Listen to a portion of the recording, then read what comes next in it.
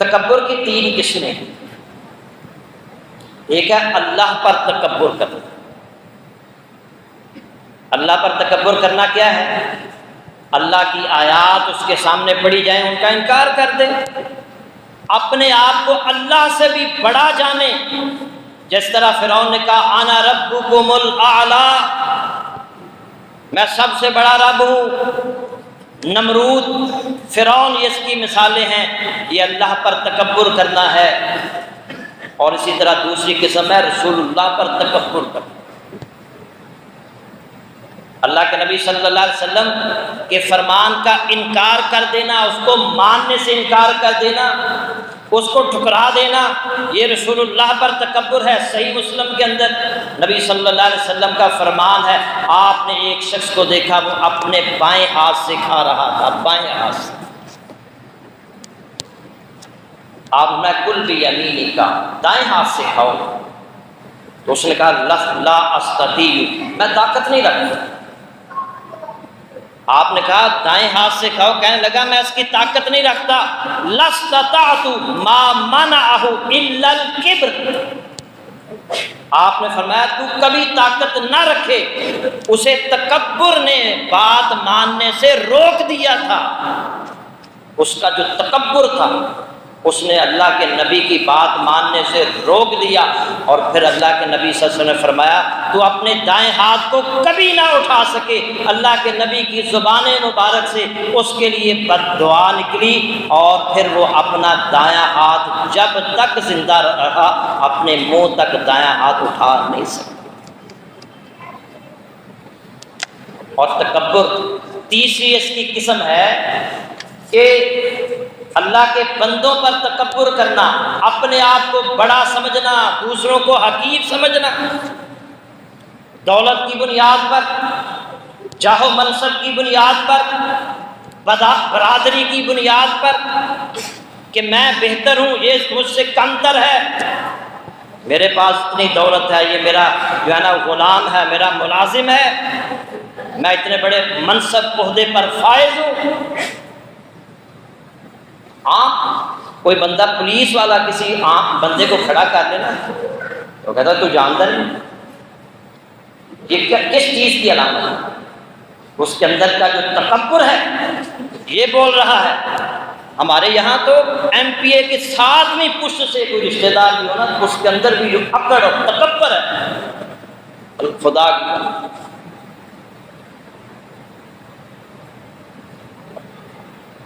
پچھلے جمعے ایک ساتھی بتا رہے تھے کہ سویڈن کے اندر ایک ٹریفک پولیس والے نے ایک بندے کو روکا، اسے کہا اپنے کاغذات دکھاؤ۔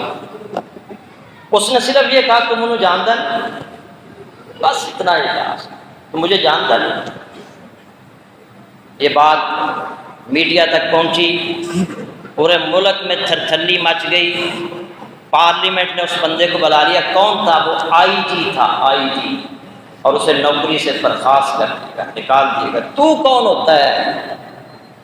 اور یہاں عام سپاہی نہیں مان، عام سپاہی، پچھلے جمعے میں نے بتایا تھا ادھر لاہور میں وہ ایک عام سپاہی تھا، اور اس نے کتنی گندی گال کی۔ یہ جو اندر کا تکبر ہے یہ بولتا ہے انسان،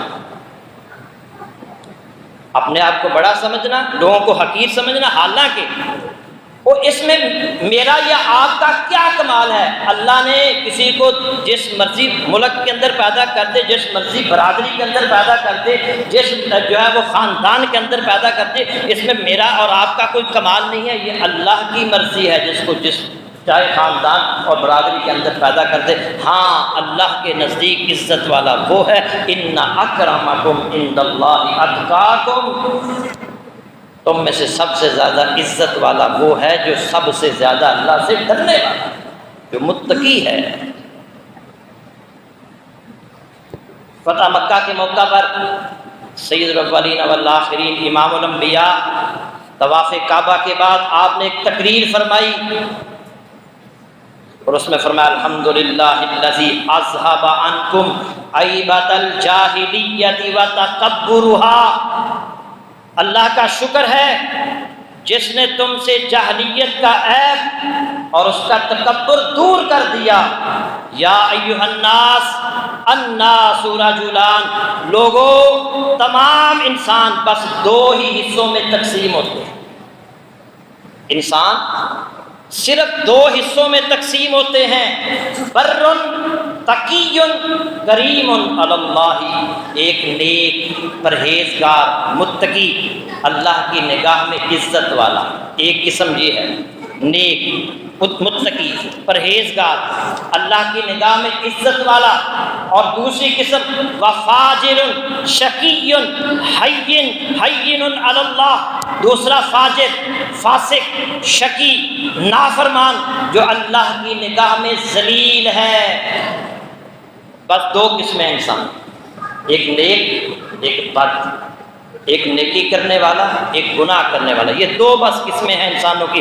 الناس کلھم بنو آدم وخلق اللہ آدم من تراب، سارے انسان آدم کی اولاد ہیں اور اللہ نے آدم کو مٹی سے پیدا کیا تھا۔ اور اسی طرح آپ صلی اللہ علیہ وسلم نے فرمایا ایک اور حدیث، کلکم بنو آدم و آدم خلق من تراب، تم سب آدم کی اولاد ہو اور آدم علیہ السلام مٹی سے پیدا کیے گئے تھے۔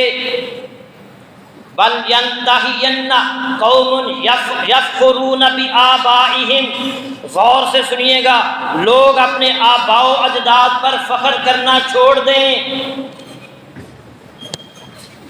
ورنہ وہ اللہ تعالیٰ کی نگاہ میں ایک حقیر کیڑے سے زیادہ ذلیل ہوں گے۔ اپنے برادری پر، اپنے خاندان پر، اپنے آباء و اجداد پر فخر کرنا چھوڑ دو، ورنہ قیامت والے دن اللہ کے نزدیک ایک حقیر کیڑے سے وہ زیادہ ذلیل ہے جو تکبر کرتے ہیں۔ اور اسی طرح اللہ کے نبی صلی اللہ علیہ وسلم نے فرمایا، ان اللہ لا یسألکم عن احسابکم ولا عن انسابکم، یوم القیامت، اللہ قیامت کے دن تمہارا حسب نسب نہیں پوچھے گا۔ ہمارے یہاں قبروں پر کیا لکھا جاتا ہے؟ کوئی بندہ جج فوت ہو جائے نا، جسٹس فلاں سپریم کورٹ کا جسٹس، ایسے لگتا ہے جیسے کہ یہ فرشتوں کو مرعوب کرنے کے،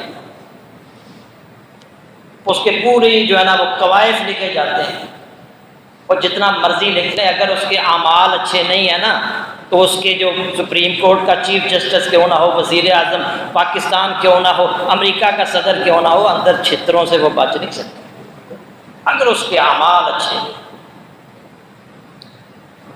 ان اکرمکم عند اللہ اتقاکم، اللہ کے نزدیک تم میں عزت والا وہ ہے جو سب سے زیادہ متقی ہے، پرہیزگار ہے۔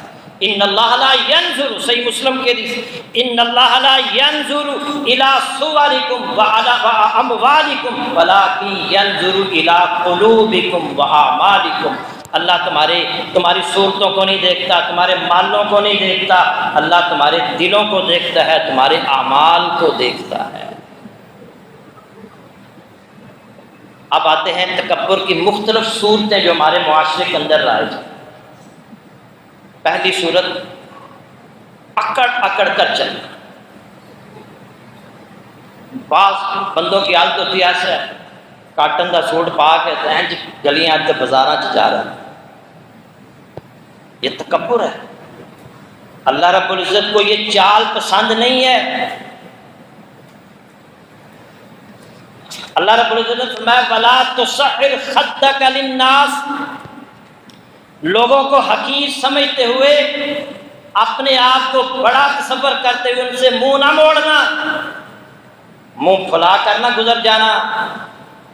وَلَا تَمْشِ فِي الْأَرْضِ مَرَحًا، اور زمین پر اکڑ کر نہ چلنا۔ ان اللہ لا یحب کل مختال فخور، اللہ تعالیٰ تکبر کرنے والے، فخر کرنے والے شخص کو پسند نہیں کرتا۔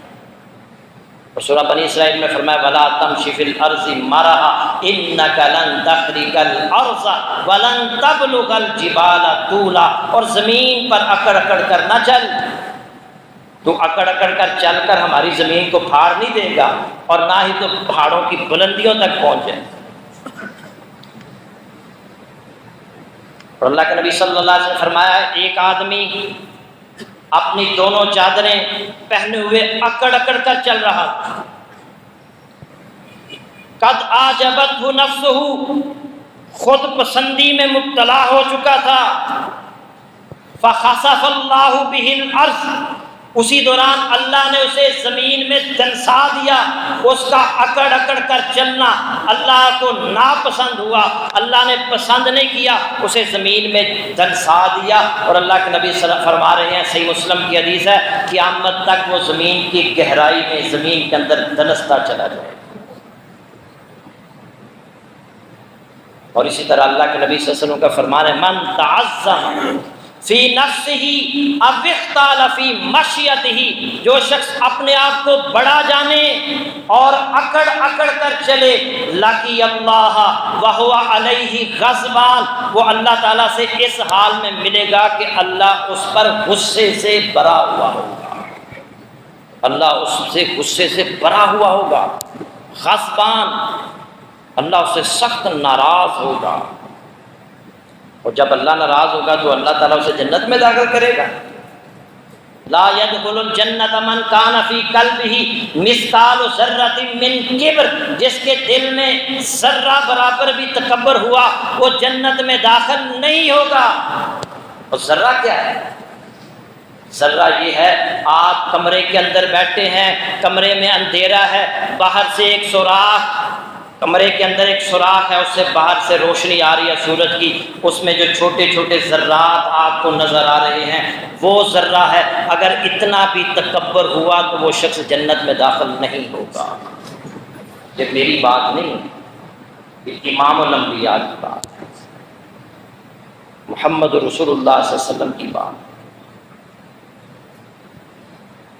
اللہ کے جو بندے ہیں، رحمان کے بندے، اکڑ کر نہیں چلتے۔ وَعِبَادُ الرَّحْمَٰنِ الَّذِينَ يَمْشُونَ عَلَى الْأَرْضِ هَوْنًا، رحمان کے بندے زمین پر چلتے ہیں تو عاجزی سے، انکساری سے چلتے ہیں، ان کی چال کے اندر وقار ہوتا ہے، سکون ہوتا ہے۔ لیکن یہ بھی یاد رکھیں کہ ایسے بھی نہیں چلنا کہ بندہ بیمار ہے، بیماروں کی طرح نہیں چلنا۔ اللہ کے نبی صلی اللہ علیہ وسلم اس طرح چلتے تھے کہ کأنہا یتحد عن سبب، گویا ڈلوان سے نیچے اتر۔ اللہ کے نبی صلی اللہ علیہ وسلم اونچائی سے جیسے بندہ اترتا ہے نا، ایسے اللہ کے نبی تیزی سے چلتے، بیماروں کی طرح نہیں چلتے۔ حضرت عمر رضی اللہ تعالیٰ نے ایک شخص کو دیکھا، وہ بڑا ایسے ایسے عاجزی سے چل رہا تھا، وہ فرمایا بیمار ہو؟ کہنے لگا نہیں۔ تو کیوں چل رہے ہو؟ میں عاجزی انکساری۔ فرمایا یہ عاجزی اور انکساری نہیں ہے، یہ تو بیماروں کی طرح تم چل رہے ہو، صحیح طرح چلو۔ اللہ کے نبی صلی اللہ علیہ وسلم تیزی سے چلتے تھے، بعض اوقات صحابہ کو آپ دوڑ کر آپ کو پکڑنا پڑتا، آپ تک پہنچنا پڑتا۔ تو رحمان کے بندے عاجزی انکساری سے چلتے ہیں۔ ہاں، ایک ایسی جگہ ہے کہ جہاں پر اکڑ کے بھی چل سکتے ہیں، اور وہ جگہ میدان جنگ، دشمن سے مقابلہ ہو رہا ہو، دشمن کے سامنے آپ اکڑ کے چل سکتے ہیں۔ احد کا میدان ہے، اللہ کے نبی صلی اللہ علیہ وسلم اپنی تلوار نکالتے ہیں اور فرماتے ہیں اس تلوار کا حق کون ادا کرے گا؟ بڑے بڑے صحابہ آگے بڑھے، اللہ کے نبی ہم اس کا حق ادا کریں گے۔ آپ نے تلوار نہیں دی، ابو دجانہ رضی اللہ تعالیٰ عنہ آگے بڑھتے ہیں، اے اللہ کے نبی میں اس تلوار کا حق ادا کروں گا۔ اس تلوار کا حق کیا ہے؟ فرمایا اس تلوار کا حق یہ ہے کہ اس سے دشمن کی گردنیں اڑاتے چلے جاؤ، اڑاتے چلے جاؤ، ان کے سر قلم کرتے چلے جاؤ یہاں تک کہ اسے ٹیڑھا کرو۔ کہنے لگے میں اس کا حق ادا کروں۔ آپ نے تلوار ان کو عطا کر دی۔ اب جب تلوار ان کو عطا کی، انہوں نے مونچھوں کو تاؤ دیا، سر پر لال رنگ کا کپڑا لپیٹا اور دشمن کی طرف ایسے اکڑ اکڑ کر چلنے لگے۔ اللہ کے نبی صلی اللہ علیہ وسلم کی چال کو دیکھ کر مسکرا رہے ہیں اور فرما رہے ہیں یہ چال اللہ کو پسند نہیں ہے، مگر اس موقع پر اللہ کو پسند ہے، مگر اس موقع پر دشمن کے ساتھ مقابلہ کے لیے جب آپ مقابلہ کر رہے ہو تو ان کے سامنے اکڑ کر چل سکتے ہیں، مگر اپنے بھائیوں کے سامنے اس زمین پر اکڑ کس چیز کی؟ اپنی پیدائش پر انسان غور کرے، کیوں وہ تکبر کرتا ہے، کیوں وہ اکڑتا ہے۔ یہاں ضمن یہ بات بھی سمجھ کہ حضرت ابو دجانہ رضی اللہ تعالیٰ نے واقعتاً اللہ کے نبی کی تلوار کا حق ادا کیا، دشمن میں گھسے اور ان کے سر قلم کرتے گئے، دشمن آگے بڑھتے چلے جا رہے ہیں، دشمن کو جہنم رسید کرتے چلے جا رہے ہیں، اور پھر ایک آواز ان کے کانوں میں پہنچتی ہے، ایک ایسی آواز جو لوگوں کو جنگ پر ابھار رہا ہے، ان کے اندر جوش و جذبہ پیدا کر رہا ہے، دشمن کے اندر جو ہے نا جوش و جذبہ پیدا کر کے انہیں جنگ کے لیے ابھار رہا ہے۔ حضرت ابو دجانہ رضی اللہ تعالیٰ عنہ سوچتے ہیں سب سے پہلے مجھے اس کی خبر لینی چاہیے، یہ تو ان کے اندر جوش و جذبہ پیدا کر رہا ہے۔ اللہ کے نبی کی تلوار لے کر اس کے سر پر پہنچ گئے، تلوار اٹھائی اس کی گردن اڑانے کے لیے، تو اس نے کہا یا ویلا، ہائے تباہی۔ اور اس نے جب ایسے دیکھا حضرت ابو دجانہ کی طرف، وہ ایک عورت تھی، ابو دجانہ رضی اللہ تعالیٰ نے فوراً تلوار پیچھے ہٹا لیتے ہیں کہ اللہ کے نبی کی تلوار کے ساتھ میں کسی عورت کا سر قلم نہیں کروں۔ یہاں یہ بات سمجھنے کہ صحابہ کو اپنے جذبات پر کتنا کنٹرول تھا، جذباتی نہیں تھے وہ۔ عین لڑائی کے موقع پر جب دشمن کے ساتھ انتہائی بندہ غصے میں ہوتا ہے، اس موقع پر بھی ان کو جذبات پر کتنا قابو تھا، کتنا کنٹرول تھا۔ او میرے بھائیو، اپنے جذبات پر کنٹرول کرو، کہیں ایسا نہ ہو کہ کل قیامت والے دن اس تکبر کے ساتھ اللہ کے دربار میں جب تم حاضر ہو تو پھر فیصلہ جہنم کی صورت میں۔ تو تکبر کو نکال کر باہر پھینکیں، اپنے اندر عاجزی انکساری پیدا کریں۔ مزید اسی موضوع پر انشاءاللہ آئندہ بھی گفتگو ہوگی۔ اللہ سے دعا ہے کہ اللہ تعالیٰ قرآن و سنت پر عمل کی توفیق عطا فرمائے اور تکبر جیسے گناہ سے ہمیں محفوظ فرمائے۔ وآخر دعوانا الحمدللہ۔